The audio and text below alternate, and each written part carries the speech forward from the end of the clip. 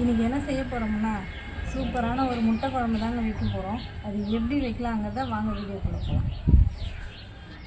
ஒரு 50 gram gold winner வைக்கலாம்.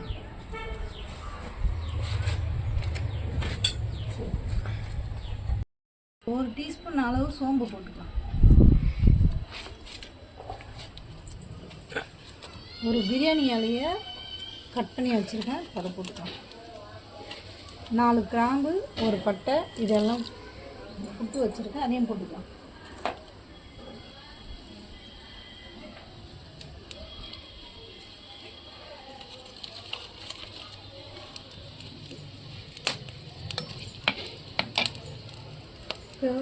தக்காளி, ஒரு மீடியமான தக்காளி ஒரு 2 கட் பண்ணி வச்சுருக்கேன்.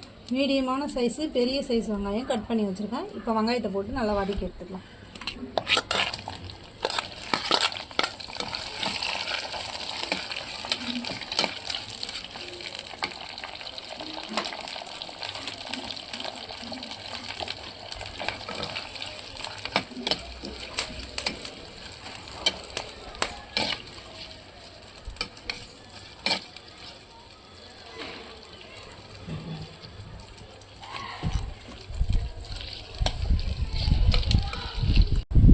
ஒரு 10 பல்லு பூண்டு எடுத்து பொடியாக கட் பண்ணி வச்சுக்கிறேன். இஞ்சி பூண்டு தட்டி வச்சுருக்கேன். இப்போ இதெல்லாம் இதில் போட்டுக்கலாம்.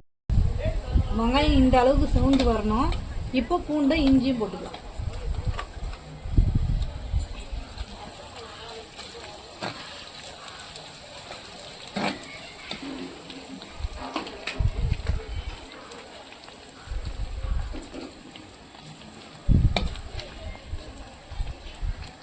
இப்போ கட் பண்ணி வச்ச தக்காளியும் போட்டுக்கலாம்.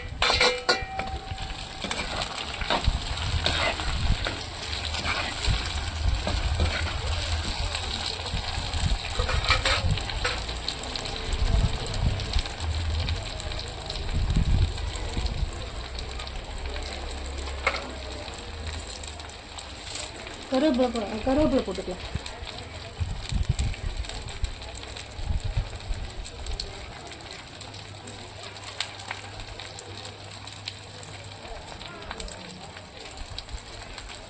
கொத்தமல்லியும் போட்டுக்கலாம்.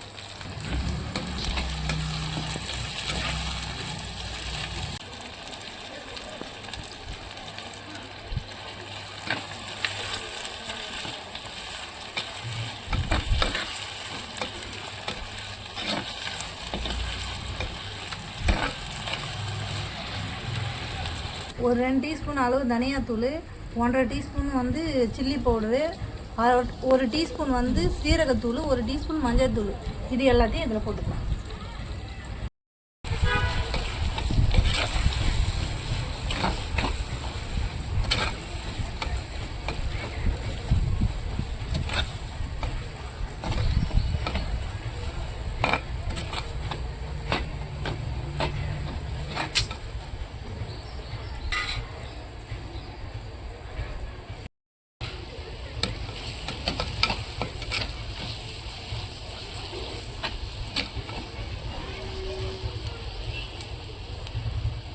இப்போ ஒரு எலுமிச்சம்பழம் சைஸில் புளி எடுத்துருக்கேன்.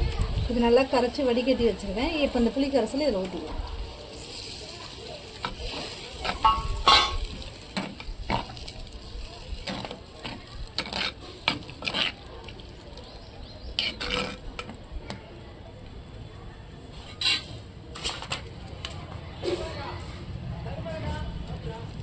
தேவையான அளவு உப்பு போட்டுக்கலாம்.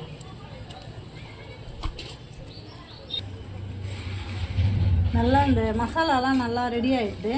இப்போது இந்த நல்லா சுண்டி வந்த இந்த பதத்துக்கு வந்து நம்ம இறக்கி வச்சிடலாம்.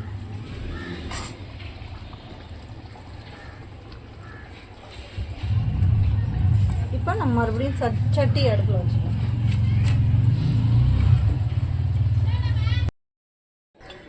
சட்டி காஞ்சிச்சு.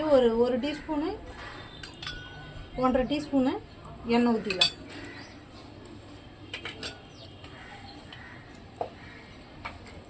Chilli powder, 1 teaspoon garam masala, இதெல்லாம் இதில் போட்டுக்கலாம். இப்போ நம்ம அவிச்சு வச்ச மட்டும் இந்த முட்டையை போட்டுக்கலாம்.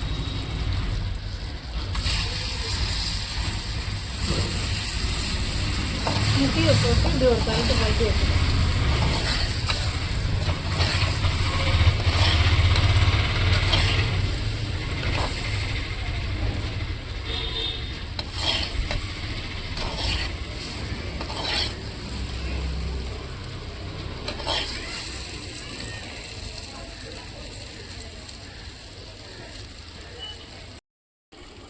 இந்த அளவுக்கு சிவந்து வந்தால் போதும். இப்போ நம்ம இறக்கிடலாம்.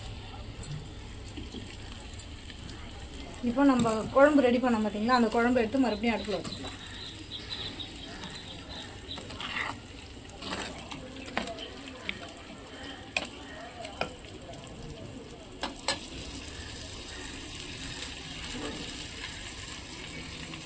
இப்போ இந்த கிரேவியில் ஒரு தேங்காய் பால், திக்கான பால் எடுத்து வச்சுருக்கோம், ஒரே பால். இப்போ இதை ஊற்றிக்கலாம்.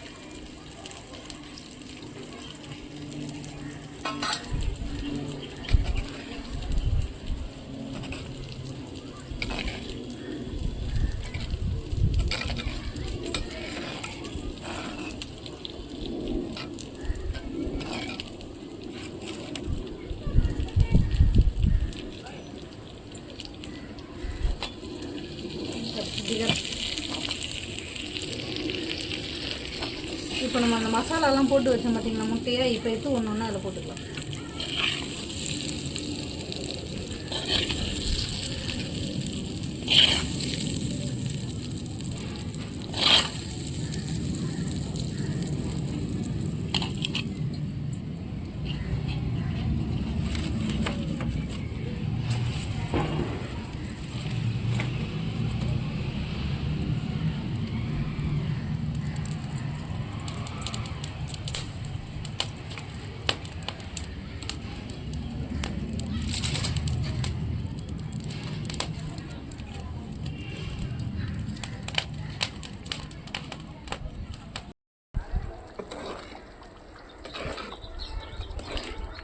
முட்டை குழம்பு ரெடி ஆகிடுது.